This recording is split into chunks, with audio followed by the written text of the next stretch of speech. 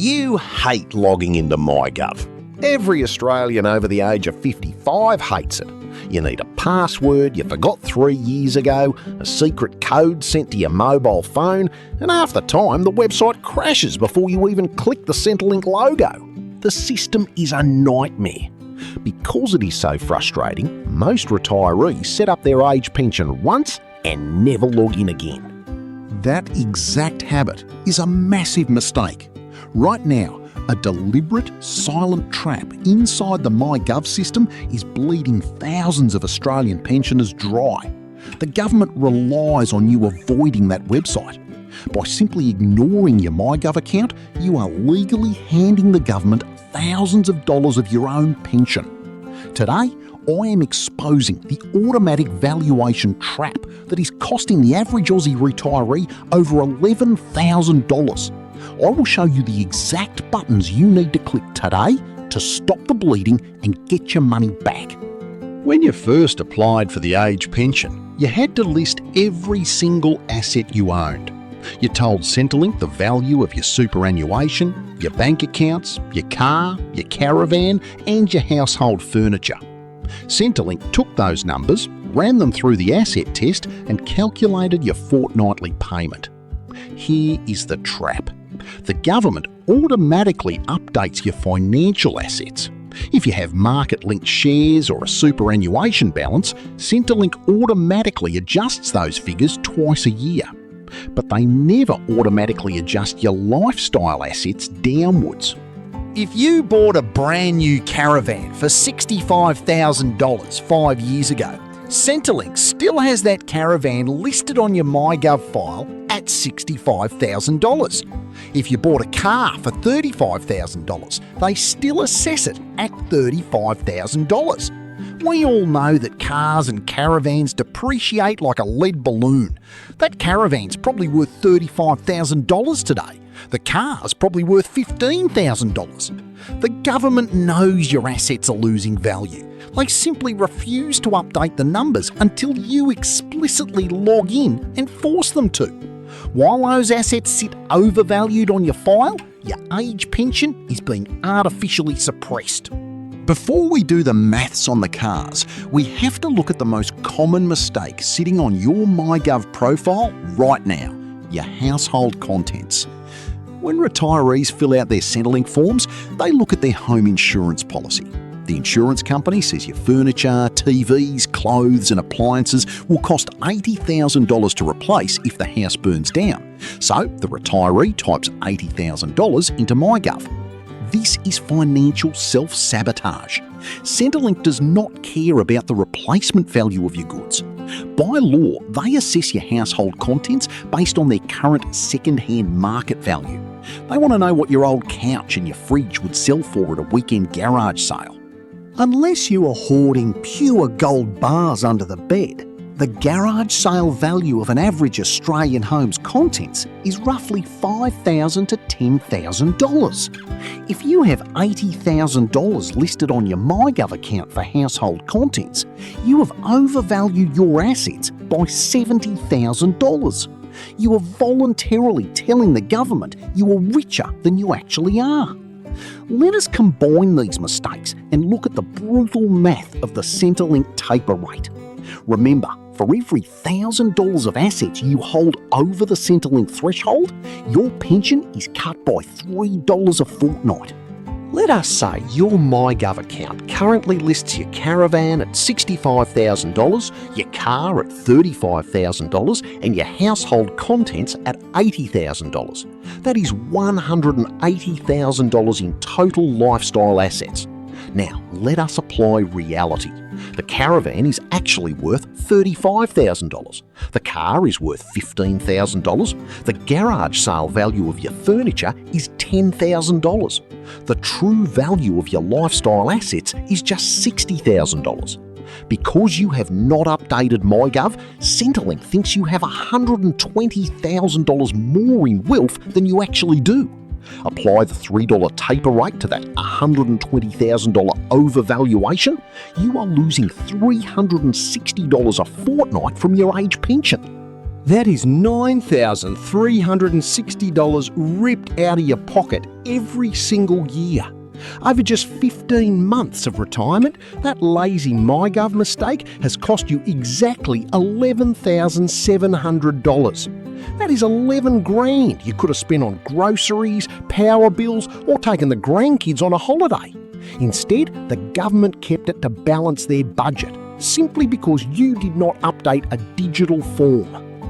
The valuation trap is not the only hazard hidden inside MyGov. You also need to check the digital inbox setting. When you link Centrelink to MyGov, the system quietly defaults your communication preferences to digital letters. This means Centrelink stops sending physical mail to your letterbox. Every year, Centrelink conducts random income and asset reviews. They will send a digital letter to your MyGov inbox asking you to confirm your current bank balance or provide a recent superannuation statement.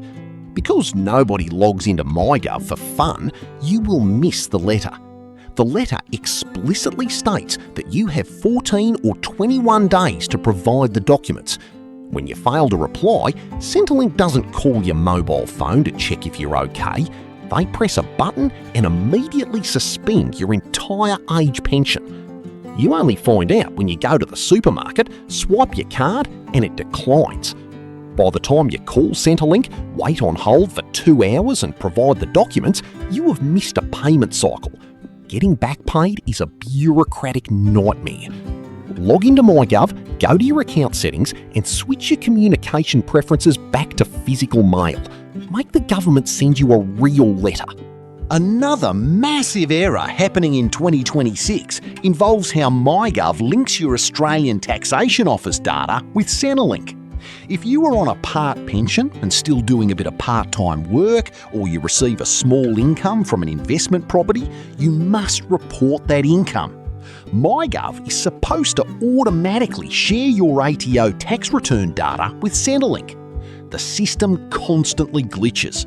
Centrelink often applies the standard deeming rate to the cash sitting in your bank account, while simultaneously counting the actual interest or rental income reported by the ATO. They effectively double count your income. This pushes you over the income test limits and your pension gets slashed again. You cannot assume the computers are talking to each other correctly.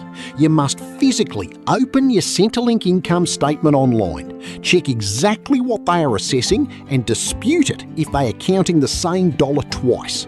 The robots make mistakes, and those mistakes always favour the government. If you are a self-funded retiree and you do not qualify for the age pension, MyGov is still costing you money. The Commonwealth Seniors Health Card, the CSHC, is the most valuable piece of plastic for self-funded retirees. It gives you access to cheaper PBS medicines and bulk bill doctor visits. It can save you thousands of dollars a year in medical bills. The problem is the application process. To get the card, you have to apply through the MyGov portal. The application is notoriously confusing.